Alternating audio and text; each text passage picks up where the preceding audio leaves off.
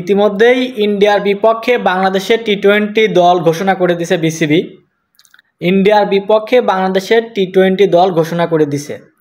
সেইখানে চমক রয়েছে তিনটি। 1 নম্বর মেহেদী হাসান মিরাজ, যাকে 14 মাস পরে স্কোয়াডে আবার টি-20 স্কোয়াডে অন্তর্ভুক্ত করা হয়েছে। 2 নম্বরে রাকিবুল এবং 3 নম্বরে আছেন পারভেজ হোসেন ইমন। রাকিবুলকে নেওয়া হয়েছে মূলত তানভীর ইসলামের জায়গায়। তানভীর ইসলামের ইনজুরির কারণে রাকিবুলকে নেওয়া হয়েছে। তানভীর ইসলামও একজন লেফট হ্যান্ড বামহাতি স্পিনার বোলার এবং রাকিবুলও সেম। আর হচ্ছে পারভেজ হোসেন ইমনকে নেওয়া হয়েছে সৌম্য সরকারের জায়গায়।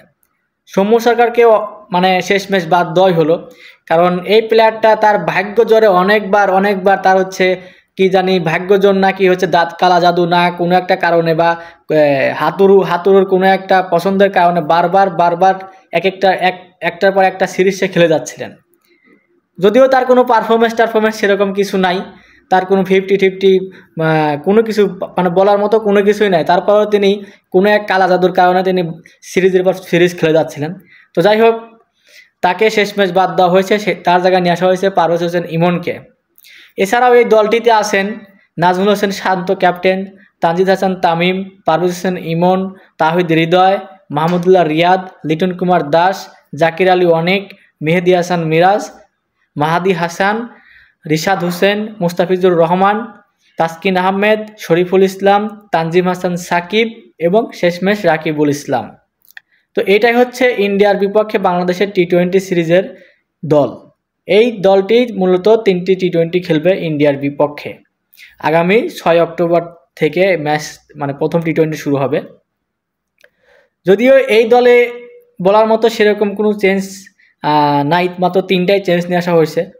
আর অন্য জায়গায় যে চেঞ্জগুলো থাকার দরকার ছিল সেরকম কোনো জায়গা, বিশেষ করে মেহেদী হাসান মিরাজকে যে নিয়ে আসা হয়েছে এটাই অনেক ভালো কাজ, কারণ এই প্লেয়ারটা আসলেই তাকে নিয়ে আসা হয়েছে সাকিব আল হাসানের জায়গায়। যেহেতু সাকিব আল হাসান তার লাস্ট টি-20 খেলে ফেলেছেন অলরেডি ওয়ার্ল্ড কাপে আফগানিস্তানের বিরুদ্ধে।